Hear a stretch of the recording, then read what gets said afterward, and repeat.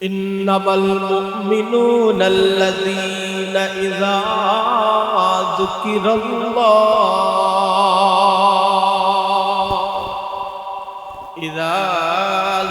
الله وجلت قلوبهم وإذا تليت عليهم آياته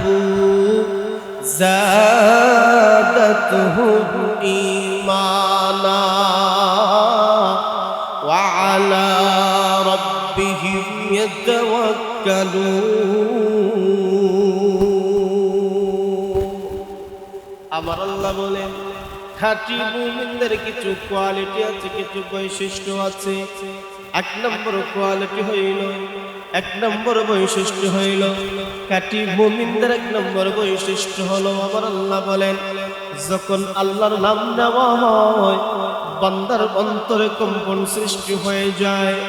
আমার আল্লাহর নামটা যখন বান্দা শুনে, আল্লাহর নামটা শোনার সাথে সাথে বান্দার অন্তরে একটা কম্পন শুরু হয়ে যায়। ওয়াজিলাত কুলুবুহুম, বান্দার অন্তরে একটা কম্পন সৃষ্টি হয়ে যায়, আলাদা একটা অনুভূতি সৃষ্টি হয়ে যায়, আলাদা একটা ভয় সৃষ্টি হয়ে যায়। আমার আল্লাহর নামের সাথে সাথে শোনার সাথে সাথে বান্দার হালতটা এমন হবে, কাজ করতে ছিল কিন্তু কাজ বাদ দিয়া ফেলে, গুনার কাজ করা অবস্থায় ছিল কিন্তু আল্লাহর নাম শোনার সাথে সাথে বান্দা গুনার কাজটা ছেড়ে দেয়। এমন দুনিয়াবি হালত ছিল, আমার আল্লাহর নামটা শোনার সাথে সাথে এই বান্দার অন্তরে আলাদা একটা অনুভূতি সৃষ্টি হয়ে যায়। একটা গুণ হলো সেটা খাঁটি মুমিনের এক নম্বর গুণ হইল, আমার আল্লাহর নাম শুনলে বান্দার অন্তরে একটা আলাদা অনুভূতি সৃষ্টি হয়। বান্দা যখন আল্লাহর নামের আজান শুনে, আজান যখন হয়, দোকানে বসে থাকে, ব্যবসায় বসে থাকে, বিভিন্ন কর্মস্থানে সে মনোনিবেশ করে বসে আছে, আজানটা শোনার সাথে সাথে তার অন্তরে একটা অনুভূতি শুরু হয়ে যায়, সব থেকে আমার আল্লাহর নাম সকলের বড়। কথা কোন ঠিক না ঠিক? আজানের সময় আজানের অবস্থা শোনার সাথে সাথে বান্দার অন্তরে এই অনুভূতি সৃষ্টি হয়, আমার কাছ থেকে আজান দেওয়া হয়েছে, নামাজটা বড়, আমার চাকরি থেকে আজান দেওয়া হয়েছে, নামাজটা বড়। বান্দার অন্তরে একটা অনুভূতি সৃষ্টি হয়ে যায়, একটা কম্পন শুরু হয়ে যায়। এই জন্য দেখবা আপনি বিভিন্ন কামের বোঝে মগ্ন থাকলেও যখন আল্লাহর নাম নেওয়া হয়, আল্লাহর নাম শুনলে আপনার দিলটা ভালো লাগে, মজা লাগে। কেউ দূরে জিকির করে, জিকিরের আওয়াজটা আসলে, জিকিরের আওয়াজটা দিলের মধ্যে লাগলে ধাক্কা লাগে, একটু ভালো লাগে। আজানের আওয়াজটা আসলে দিলের মধ্যে ভালো লাগে, একটু ধাক্কা লাগে। আল্লাহর নাম যেখানে শোনা হয়, বান্দার অন্তরে যদি আওয়াজটা চলে আসে, কানের মধ্যে যদি আওয়াজটা চলে আসে, এক নম্বর খাঁটি মুমিন তখন হবে। অন্তরে যদি পরিবর্তন হয় তাহলে বুঝতে পারবা আপনি খাঁটি মুমিনের এক নম্বর গুণে আছেন। সুবহানাল্লাহ। 3 নম্বর গুণ আল্লাহ তাআলা বলেন, শুনো, আল্লাহ পাক রব্বুল আলামিন বলেন, ওয়া ইযা তুলিয়াত আলাইহিম আয়াতুহু যাদাতুহুম ঈমানা। এক নম্বর গুণ আল্লাহ বলেন, আল্লাহর নাম যেখানে শুনবা, কানের মধ্যে যখন আওয়াজটা চলে আসে, অন্তরে ধাক্কা লাগে, ধাক্কা লাগে, ধাক্কা লাগে। গুনার কাজ করতেছিল, আল্লাহর নাম শুনে বাদ দিয়া দিল, দুনিয়াবি কর্মের মধ্যে লিপ্ত ছিল, আজানে আল্লাহর নাম শোনার সাথে মসজিদে চলে আসলো। এক নম্বর গুণ, অন্তরে ধাক্কা লাগে। 2 নম্বর গুণ খাঁটি মুমিনের, আমার আল্লাহ বলেন, যখন কুরআন তেলাওয়াত করা হয়, যখন কুরআন তেলাওয়াত করে, কুরআন তেলাওয়াতে বান্দার ঈমানটা বৃদ্ধি পায়। সুবহানাল্লাহ। কুরআন তেলাওয়াতে বান্দার ঈমান বাড়ে। সুবহানাল্লাহ। আর জোরে কুরআন তেলাওয়াতে বান্দার কি বাড়ে? আর জোরে ঈমান বাড়ে। তাইলে বোঝা গেল ওয়া ইযা তুলিয়াত আলাইহিম যাদাতহুম ঈমানা। বান্দা যখন তেলাওয়াত করবে, কোরআন পড়বে, ওই কোরআনে তার ঈমানটা বাড়িয়ে দেয়। আর কোরআন না পড়লে তার ঈমান কমে যায়। কোরআন তেলাওয়াত করলে, কোরআন পড়লে, কোরআন বুঝলে বান্দার কি বাড়ে? আরো জোরে বলেন না, কি বাড়ে? কোরআন তেলাওয়াত আমরা আসেনি, কোরআন তেলাওয়াত আমরা না। ঈমান বাড়বে কেমনে? আমি তো ঈমান মজবুত করতে চাই, আমি তো ঈমান বাড়াতে চাই, কিন্তু আমি তো কোরআন তেলাওয়াতের সাথে সম্পর্ক নাই। কোরআন তেলাওয়াতের সাথে সম্পর্ক নাই, কোরআন তেলাওয়াতের সাথে মুমিনের সম্পর্ক নাই। সুন্দর করে কোরআনটারে বস্তুর ভিতরে সাজাইয়া এমন ভাবে রাখছে, দিনের পর দিন যায়, রাতের পর দিন আসে, দিনের পরে রাত্রে আসে, সপ্তাহে যায়, মাস যায়, বছর যায়। আমরা এমনও কপাল পুরা মুসলমান, কোরআন কানা মেলে এক পৃষ্ঠা তেলাওয়াতের সুযোগ হয় না। আসেনি না নাই? বছরের পর বছর যায়, বছরের পর বছর যায়, বান্দা কোরআন তেলাওয়াত করে না, কোরআন পড়ে না, কোরআন বোঝে না, কোরআন ছুঁয়ে না, কোরআন দেখেই না। নাই কথা কন আসেনি? অথচ আল্লাহ বলেন, বান্দারে তুমি যদি কাঠি মুমিন হতে চাও, তুমি তো নিজের নিজে মুসলমান দাবি করো, তুমি তো নিজের নিজে মুমিন দাবি করো, তুমি তো জান্নাতের আশা করো, তুমি তো রবের পুরস্কার পাওয়ার জন্য বুক ভরা আশা লয়ে বসে রয়েছ। অথচ আল্লাহ বলেন, তোমার ভিতরে কাটি মুমিনের গুণ পাওয়া যায় না, তোমার অন্তরে আল্লাহর ভয় পাওয়া যায় না। আল্লাহ বলেন, তুমি কোরআন পড়ো, কোরআন তেলাওয়াত করো, কোরআন তেলাওয়াতে বান্দা তোমার ঈমান বাড়ায়, বান্দা তোমার ঈমান বৃদ্ধি পায়। এই জন্য আল্লাহর নবী, মায়ার নবী বলেন, কোরআনের সাথে সম্পর্ক রাখো, কোরআন তেলাওয়াতের সাথে সম্পর্ক রাখো। কোরআন যদি তুমি পড়তে পারো, কোরআনের সাথে তুমি যদি সম্পর্ক রাখতে পারো, এই কোরআন একটা সময় আমারে আপনারে সুপারিশ করে জান্নাতে নিয়ে যাবে। আল্লাহর নবী, মায়ার নবী বলেন, শুনো, কোন বান্দা বান্দা যদি প্রত্যেক রাত্রিতে সূরা মুলক তেলাওয়াত করে, কোন সূরা? আর সূরা কোন?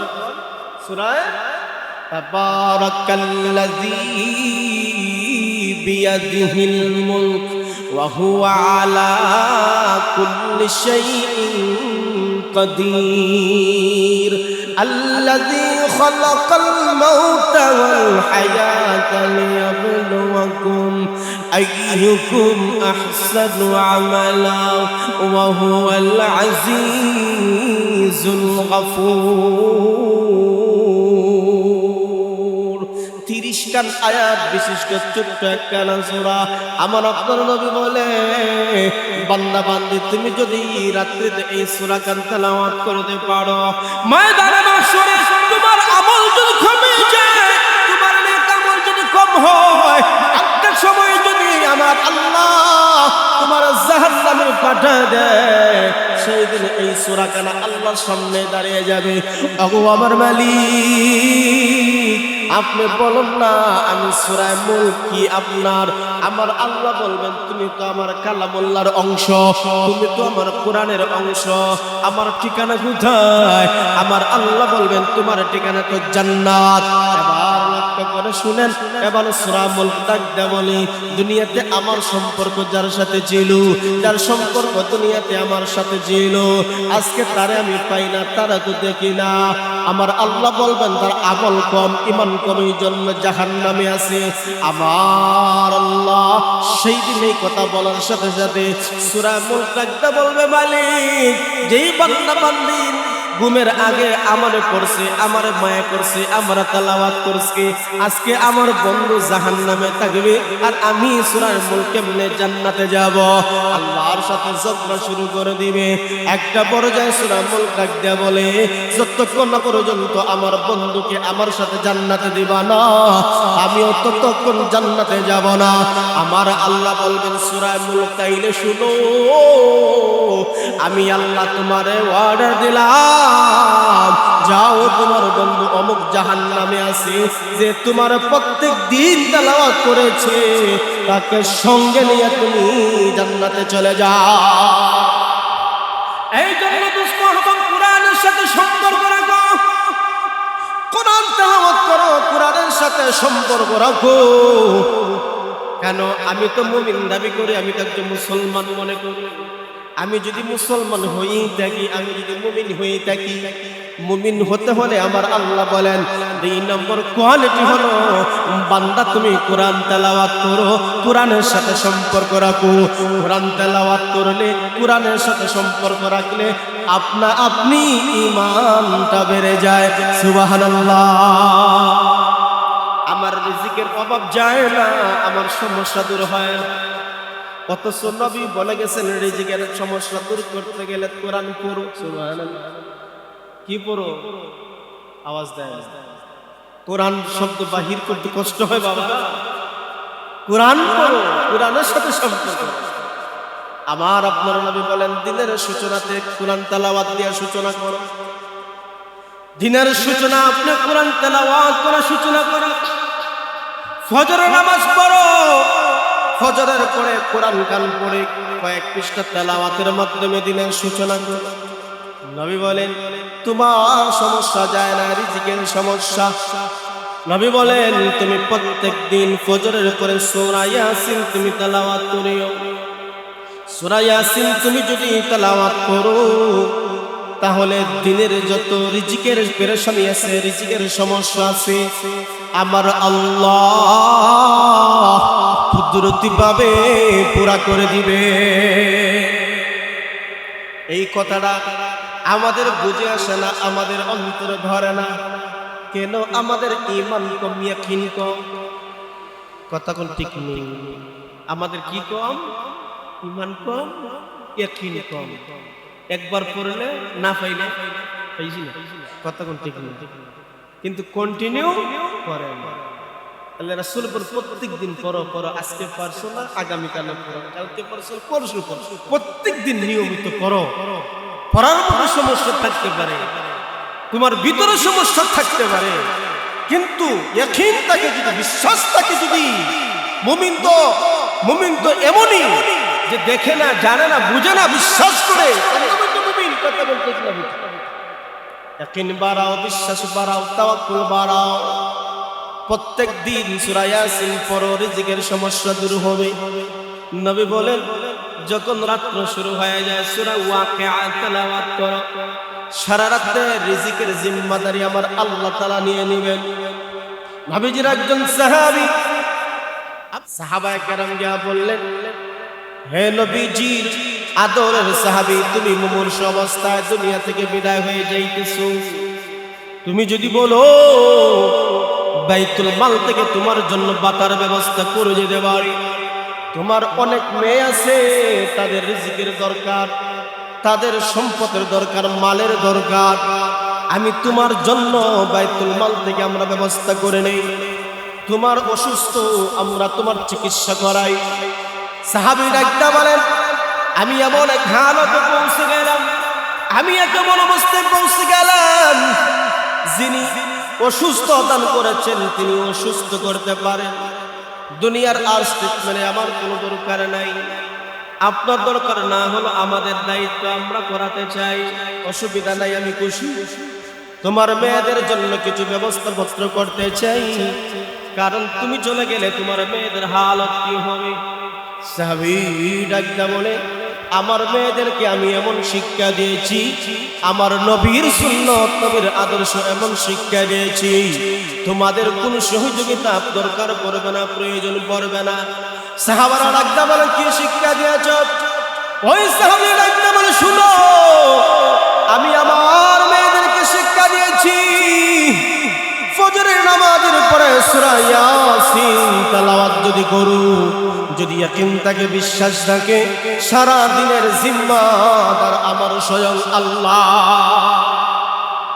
রাত্রিতে সূরা ওয়াকিয়া তেলাওয়াত করবা, ওয়াকিয়া তেলাওয়াত করলে সারা রাতের জিম্মাদার যদি আমার আল্লাহ হয়ে যায়, তাহলে দুনিয়ার কোনো মানুষ আমার মেয়েদের জন্য প্রয়োজন পড়বে না। আমি সূরা ইয়াসিন, সূরা ওয়াকিয়া তাদেরকে শিক্ষা দিয়েছি। এই আমল যতদিন চলবে আমার ঘরে কোনোদিন অভাব আসবে না। এই জন্য আল্লাহ তাআলা বলেন, কোরআন তেলাওয়াত করো, কোরআন পড়ো, কোরআন বুঝো। ওয়া ইযা তুলিয়াত আলাইহিম আয়াতুহু যাদাতুহুম ঈমানা। তুমি যদি কাটি মুমিন হতে চাও, তুমি যদি তোমার ঈমান বাড়াতে চাও, আল্লাহ বলেন যাদাতুহুম ঈমানা, তুমি তোমার ঈমান যদি বাড়াতে চাও, আল্লাহ বলেন তাইলে কোরআন পড়ো, কোরআন তেলাওয়াত করো, কোরআন বুঝো, ঈমান বাড়াবে তিনি কে? আমরা মনে করি আমরা মুমিন মুসলমান, আমরা ঈমানদার, কিন্তু আমরা এখানে যারা বসে আছি কমও বেশি আমরা কিছু কোরআন তেলাওয়াত করি, কিছু পড়ি, কিন্তু অধিকাংশই আমরা কোরআন পড়ি না, কোরআনের সাথে সম্পর্ক আমাদের নাই। অথচ আমরা দাবি করি আমি মুমিন, আমি মুসলমান, আমি ঈমানদার। ঈমানদার হতে হলে, খাঁটি মুমিন হতে হলে 2 নম্বর হলো, সেটা হলো বেশি বেশি কি পড়তে হবে? কোরআন। কোরআন আছে ঠিক, কিন্তু আমরা কোরআন পড়ি 2 নম্বর। খাঁটি মুমিনের কয় নম্বর গুণ গেল? 2 নম্বর। 1 নম্বর গুণ হইল বান্দা যখন তার অন্তরে আল্লাহর নাম শুনে, আল্লাহর নাম শুনলেই অন্তরে একটা ধাক্কা লাগে। ঈমানের রেশ তার ভিতরে আছে, সে আল্লাহর নাম শুনলে তার অন্তরে থেকে ধাক্কা লাগে, কিন্তু সে বুঝবে। আর সারা জীবন যে গুনার মধ্যে লিপ্ত, আল্লাহ রাসূলের নাম শুনলে তার অন্তরে ধাক্কা লাগবে না। ঈমানের সামান্য পরিমাণ ঈমানদার ভিতরে আছে। আজানে শুনো, জিকিরে শুনো, ওয়াজ মাহফিলে আল্লাহর নাম শুনো, যেখানে যেখানে তার কানে যদি আওয়াজটা আসে, অন্তরে মধ্যে একটা ধাক্কা লাগবে। এটা হলো মুমিনের বৈশিষ্ট্য। 2 নম্বর হলো মুমিনের বৈশিষ্ট্য হলো কোরআন তেলাওয়াত করা। কোরআন তেলাওয়াত করলে বৃদ্ধি পায় কি? ঈমান।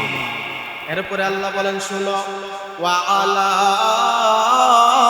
রাব্বিহিম ইয়াতাওয়াক্কালুন। মুমিনের 3 নম্বর বৈশিষ্ট্য হলো তাওয়াক্কুল করব কার উপরে? কথা কও আরে জোরে। মুমিনের 3 নম্বর গুণ হলো, মুমিনের 3 নম্বর বৈশিষ্ট্য হলো সর্ব অবস্থা ভরসা করে আল্লাহর উপরে। আল্লাহর উপরে যদি ভরসা হয়, আমার আল্লাহ কেমনে তোমার পার করবেন তুমি বুঝতে পারবা না। যত দুনিয়ার বিপদ হোক, মুসিবত হোক, ভরসা যদি থাকে আমার আল্লাহর উপরে, বান্দা কেমনে তোমার আল্লাহ পার করবে তুমি কল্পনা করতে পারবা না। এই জন্য আমার আল্লাহ বলেন, ওয়ামাইয়াত্তাকিল্লাহা ইয়াজআল লাহু মাখরাজা। যেই বান্দার ভিতরে আমার আল্লাহর ভয় আছে, যেই বান্দা আল্লাহকে ভয় করে, বান্দা বিপদে থাকুক, মুসিবতে থাকুক, কেমনে সহজ পথ বাহিনী করে দিবে কল্পনা করতে পারবে না। আল্লাহর নবী, মায়ার নবী যখন মক্কার বেঈমান মুশরিকরা আমার আপনার নবীজিরে হিজরতের আগে বেষ্টনী করে না কেন, সকলে পরামর্শ করে সিদ্ধান্ত নিল মুহাম্মদকে আমরা হত্যা করব। দারুণ দোয়া বৈঠকে নবীজিরে হত্যা করার যখন সিদ্ধান্ত হলো, আমার আল্লাহ ওহীর মাধ্যমে আমার আপনার নবীরে জানাইছে, ওগো আমার হাবিব, আজকে এই মুহূর্তে মক্কা ছেড়ে আপনাকে মদিনার উদ্দেশ্যে হিজরত করতে হবে। আল্লাহ মায়ের নবীর তাওয়াক্কুল আমার আল্লাহ শিখিয়েছে। আল্লাহ তাআলা নবীর তাওয়াক্কুল কেমনে শিখাইছে দেখেন। আমার আল্লাহ কি পারে না নবীরে মক্কার বেঈমানদের কাছ থেকে সেভ করে মদিনা পাঠাইতে? কথা বলেন, পারেন না? যে আল্লাহ দুনিয়ার আসবাবপত্র ছাড়া মেরাজ করাইতে পারেন, সেই আল্লাহ কি পারেন না নবীর বেঈমানদের কবল থেকে সোজা মদিনা নিতে? কথা বলেন, পারেন না? কিন্তু আল্লাহ সিস্টেমটা শিখাইছেন। দেখেন তাওয়াক্কুল কেমনে হয়, কিভাবে তুমি দুনিয়াটা একটা মাধ্যমে চলে। আল্লাহ পারে, কিন্তু না না, আর দুনিয়া বিল বসাই একটা মাধ্যম আমার আল্লাহ দুনিয়াবাসীদেরকে শিখায়। আল্লাহ পারে কিন্তু একটা মাধ্যম শিখাইছে, এটাই হলো তাওয়াক্কুল।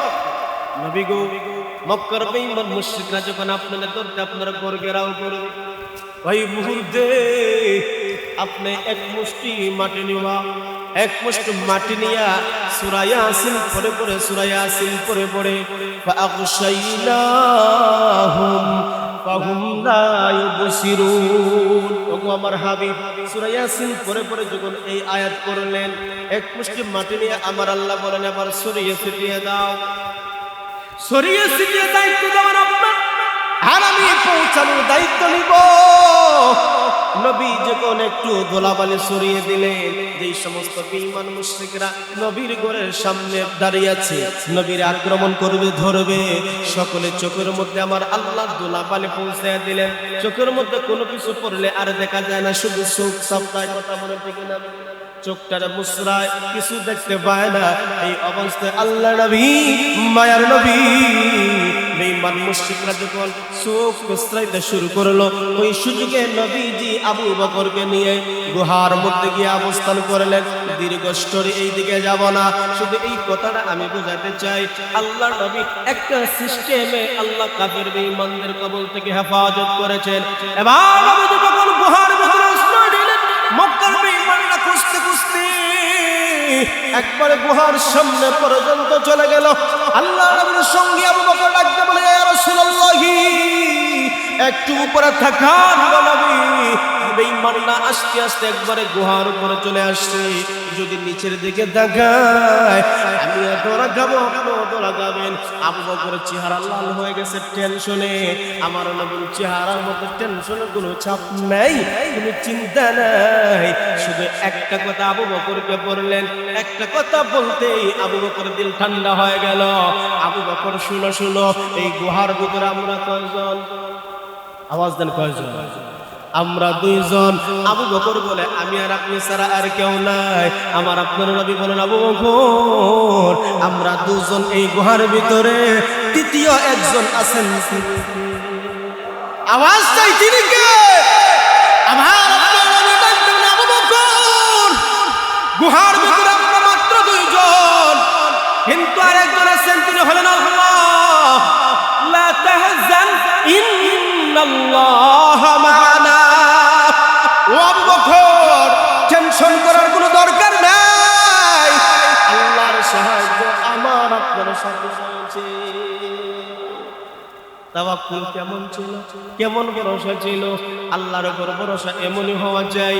শুধু তাই না, নবীজি হযরত মুসা পয়গম্বর, ওনার অবস্থা কেমন দেখেন। ফেরাউনের কবল থেকে বাঁচার জন্য যখন সঙ্গী সাথীদেরকে নিয়ে যখন রওনা হয়ে গেলেন, বাহারে কলজুমের সামনে পড়ে গেলেন, বিশাল বড় নদী।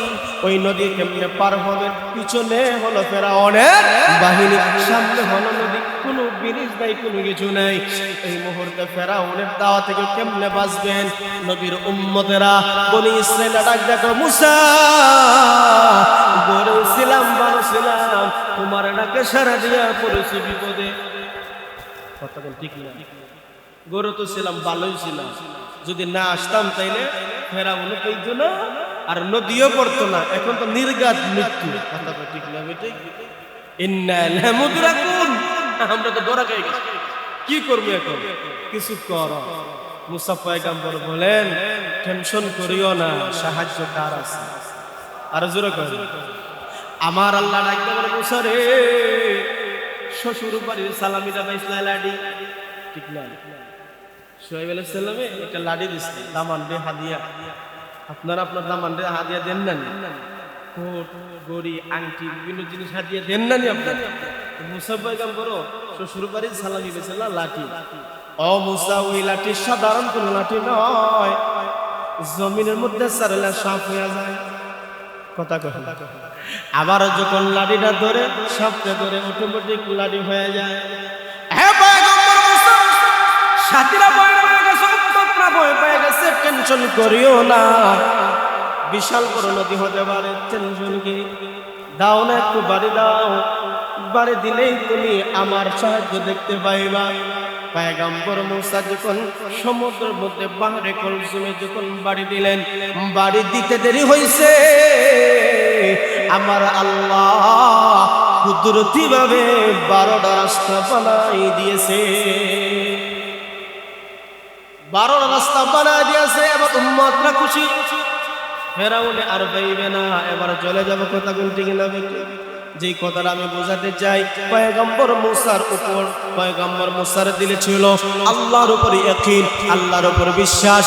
আমার আল্লাহ রাস্তা বাহির করবেন। ওয়া মান ইয়াত্তাকিল্লাহ ইয়াজআল লাহু মাখরাজা। বান্দা যখন আল্লাহর উপর পূর্ণ আস্থা রাখে, বান্দা যখন আল্লাহর উপর পূর্ণ বিশ্বাস করে, ওই বান্দারে আমার আল্লাহ দুনিয়াতে আটকায় না। কেমনে জানি বাহির করে, বান্দা তুমি কল্পনাও করতে পারবা। এই জন্য কাঠিন মুমিন যদি হতে হয়, কাঠিন মুমিন যদি আপনি আমি হতে হয়, আমার আল্লাহ বিভিন্ন বৈশিষ্ট্য বিভিন্ন জায়গায় বর্ণনা করেছেন। সূরা আনফালে 5টা গুণ বান্দার অন্তরে যদি চলে আসে, সে হবে কাঠিন মুমিন। 3 নম্বর গুণ হলো ওয়া আলা রাব্বিহিম ইয়াতাওয়াক্কালুন। সর্বহালতে সর্ব অবস্থায় ভরসা হবে কার উপরে? আল্লাহর উপরে। আল্লাহর উপরে ভরসা রাখতে হবে। তাওয়াক্কালতু আলাল্লাহ, ভরসা রাখতে হবে আল্লাহর উপরে। হাসবি আল্লাহ, হাসবি আল্লাহ, লা ইলাহা ইল্লা হু, আলাইহি তাওয়াক্কালতু ওয়া হুয়া রাব্বুল আরশিল আযীম। আল্লাহু আকবার। যে বান্দা তার অন্তরে আল্লাহই যথেষ্ট তার জন্য ধারণা করে নিয়েছে, এই বান্দার দিলের মধ্যে এমন যে মজা, এই মজা কোটি কোটি টাকা দিয়ে পাওয়া যায় না। বান্দার অন্তরে যে আল্লাহই তার জন্য যথেষ্ট, আল্লাহ যার জন্য যথেষ্ট, এই বান্দা দুনিয়াতে কোনো ভয় নাই। কথা কয় না, দুনিয়াতে কোনো ভয় নাই। সত্য কথা বলবে, হক কথা বলবে, সব পথে চলবে, হক পথে চলবে। যতই তার সামনে বিপদ আসুক, কিন্তু বান্দা হক থেকে 1 বছর পরিমাণ সরে যায়। আমরা তো প্লাস মাইনাস করি। কথা বলবে, তার মন খুশি রাখতাম, তারে বাঁচাইতাম। আমরা তো প্লাস মাইনাস করি। আমি পিওর থাকতাম চাই, আর তাদেরকেও আমি সমাধান করতে চাই। কিয়ামতের আগে সম্ভব। হক বাতিলের মাঝে একদল হাসবেই আর একদল কাঁদবেই, এটাই বাস্তবতা। কিন্তু আমরা মধ্যখানে থাকি, হবে না, হবে না। ঈমানি শক্তি যদি থাকে, আল্লাহর শক্তি, আল্লাহর উপর ভরসা যদি থাকে, আমি হক কথা বলবো, হক পথে চলবো, হকের জন্য যা কিছু হোক, আল্লাহ আছেন আমার সাথে। সাথে করতে হবে ভরসা, ভরসা রাখতে হবে। এই জন্য তাফসীরকারকরা বলেন, ভরসা হইল, তাওয়াক্কুল হইল, কথার কথা উদাহরণ দিয়ে বুঝাইছে যে 1 বছরের খাবার আপনার ঘরের মধ্যে মজুদ আছে। ইয়েস, ঘরের মধ্যে মজুদ আছে। 1 বছর আপনি চলতে পারবেন। তখন বলবেন আল্লাহ আপনি রিজিক দিয়েছেন, আপনি 1 বছর চলার ক্ষমতা আপনি ব্যবস্থাপত্র করেছেন, আমার ঘরের মধ্যে আছে। আমি ভরসা করি এর উপরে বরকত দিবেন তিনি। কি এর নাম হলো তাওয়াক্কুল। আপনি হাত পা বৈশা থাকলে রিজিক কি আপনার ঘরে আইব? কথা বলে আইব? আপনি বৈশা রয়েছেন মসজিদে 2 তালা কোনা বৈশা তাসবিহ করতেছেন, আমি খাওয়া যেতাম না, কিছু করতাম না, রিজিক আমার আইব? আইবনি? আমার আল্লাহ দিতে পারে কিন্তু দিবে না। কথা ঠিক না? আমার আল্লাহ দিতে পারে কিন্তু দিবে না। আমার আল্লাহ শক্তি আছে, দেওয়ার ক্ষমতা আছে, কিন্তু দেয় না। কেন দেয় না? দুনিয়ার সিস্টেমে আমার আল্লাহ চালায়। কথা ঠিক না? চাকরি করবেন আপনার লাভ হবে, ব্যবসা করবেন লাভ হবে, শ্রম দিবেন আপনার লাভ হবে, লসও হবে, লাভ হবে। আল্লাহ দেখতেছে। আর দুনিয়া বিল ওয়াসাইল, দুনিয়াটা হলো একটা মাধ্যম, একটা সিস্টেমে আল্লাহ চালায়। এই জন্য আল্লাহ চাইলে নবীরে হিজরত করাইতেছেন। সকল মক্কার বেঈমান মুশরিকদের মধ্যখান থেকে মদিনায় নিয়ে পৌঁছাইতে পারেন, আল্লাহ চাইলে পারেন, কিন্তু করায় না। নবী বলেন চেষ্টা করো। কথা বল ঠিক না? চেষ্টা করবেন আপনি, পুরো করবেন তিনি। কে? পয়গম্বর মুসারে নদী পার করার জন্য সবাই নিতে পারেন না, উপরে নেন না কেন? আপনি চেষ্টা করেন, পুরা করবেন তিনি। কে? আল্লাহ। এই জন্য তাওয়াক্কুল হলো এটা, আমি আপনি চেষ্টা করব, ভরসা রাখবো, পুরা করবেন তিনি। কে? সকলে বলে তাওয়াক্কুলের ওয়াজ করতে গেলে এটা ঘন্টার পর ঘন্টা শেষ হবে। যদি আমি আপনাকে শোনাই যদি আপনাকে বলে সময় চলে যাবে, কিন্তু সংক্ষেপে সময় কম, এই জন্য কয়েকটা বিষয় আপনি আমি ধারণা নিতে হয়। খাঁটি মুমিন হতে হলে 5টা গুণ অর্জন করতে হবে। 1 নম্বর, বান্দার অন্তরে যখন আল্লাহর নাম নিবে তার অন্তরটা বয়ে কাঁপে, কম্পন করে। 2 নম্বর, আল্লাহ বলে খাঁটি মুমিন হতে হলে যখন কোরআন পড়বা, তেলাওয়াত করবা, কোরআন তেলাওয়াতে তোমার ঈমান বাড়ায়, ঈমান বাড়ায়। 3 নম্বর হলো তুমি আল্লাহর উপরে সর্বহালতে ভরসা রাখবা, ভরসা করবা, ভরসা তুমি আল্লাহর উপর রাখবা। হাসবি আল্লাহ, আল্লাহ তোমার জন্য যথেষ্ট, এই ধারণা রাখবা। 3 নম্বর আমার আল্লাহ বলেন শোনো। 4র্থ নম্বর খাঁটি মুমিন হওয়ার 4র্থ নম্বর গুণ হলো আল্লাযীনা ইউকিমুনাস সালাহ। 4 নম্বরে আল্লাহ তাআলা বলেন যারা নামাজ পড়ে, নামাজ কায়েম করে, যারা নামাজ প্রতিষ্ঠিত করে, এটা হলো মুমিন বান্দা বান্দির 4 নম্বর গুণ। নিজে নামাজ পড়তে হবে, পরিবার পরিজনরা নামাজ পড়াতে হবে, জামাতের সাথে নামাজ প্রতিষ্ঠিত করতে। নামাজ নিয়ে কথা কইলে তো আর সব এখানে যে পরিমাণ মসজিদ আমাদের জুমাবারে পড়ে, প্রতি ওয়াক্তে ওয়াক্তে কি মসজিদ ভরা থাকে? আমার কথা বলে আমরা সাপ্তাহিক মুসল্লি, কেউ বছরে 1 বার মুসল্লি, কেউ বছরে 2 বার মুসল্লি। কথা বলেন ঠিক না? কেউ জানাজার নামাজের মুসল্লি, জোহরের নামাজ পড়তেছে, পড়ে না, কিন্তু জানাজার নামাজও টিভিটা লইয়া শরীক হয়। আছে না? নাই? আমরা কত রকমের মুসল্লি। এই জন্য আল্লাহ বলেন না না না, নামাজ কন্টিনিউ করতে হবে। নিজে পড়বা, পরিবারের সদস্যদের পড়ার নির্দেশ দেবা, জামাতের সাথে নামাজ কায়েম করবা। এটা হলো খাঁটি মুমিনের 4র্থ নম্বর গুণ। আল্লাযীনা ইউকিমুনাস সালাহ, যারা নামাজ কায়েম করে, নামাজ প্রতিষ্ঠিত করে, এটা হলো খাঁটি মুমিনের 4র্থ নম্বর গুণ। 5ম নম্বর গুণ আমার আল্লাহ বলেন ওয়া মিম্মা রাযাকনাহুম ইউনফিকুন। আমার আল্লাহ বলে বান্দারে, আমি তোরে কত রিজিক দিলাম, কত সম্পদ দিলাম, কত ধন তোরে দিলাম। আমি আল্লাহ তোরে ধন দিলাম, সম্পদ দিলাম, কোটিপতি বানাইলাম, লাখপতি বানাইলাম, হাজার হাজার টাকার মালিক বানাইলাম। কিছু তুমি আল্লাহ রাস্তায় দান করবা। সুবহানাল্লাহ। আমার আল্লাহ এত পরিমাণ বেশি চায় নাই। যাকাত ফরজ হলে যাকাত দিতে হবে, হজ ফরজ হইলে হজ কর, সাদকা দে, মানুষকে সহযোগিতা কর। কথা বলো ঠিক না? এর ভিতরে সব এগুলোর মধ্যে শামিল হয়ে যায়। যেহেতু অর্থের সাথে সম্পর্ক, যাকাত দিতে হলে টাকা দরকার হয়, হজ করতে গেলে টাকা দরকার হয়, দান সদকা করতে হলে টাকা দরকার হয়। এই জন্য আল্লাহ বলেন আমি তোরা যে জিম্মাদারি দিলাম, দায়িত্ব দিলাম, সঠিকভাবে যদি আদায় করতে পারো তাহলে তুমি মুমিন হতে পারবা। ওয়া মিম্মা রাযাকনাহুম ইউনফিকুন, আমি আল্লাহ তোমার যা দিলাম, যত মাল দিলাম, তার থেকে কিছু একটা অংশ তুমি আল্লাহর পথে ব্যয় করো। 1 নম্বর হলো আল্লাহ পাক রব্বুল আলামিন বলেন আল্লাহর নাম শুনলে তোমার দিল কাঁপে, দিল কাঁপে। 2 নম্বর হলো কোরআন তেলাওয়াত করলে তোমার ঈমান বাড়ে। 3 নম্বর হলো সর্ব অবস্থায় আল্লাহর উপর ভরসা করো।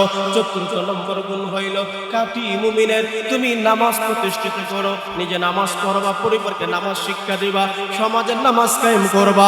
5ম নম্বর গুণ খাঁটি মুমিনের আমার আল্লাহ বলেন আমি তোমার যা দিলাম তা আল্লাহ রাস্তায় কিছু একটা অংশ ব্যয় করো। এই 5টা গুণ, 5টা বৈশিষ্ট্য বান্দা তোমার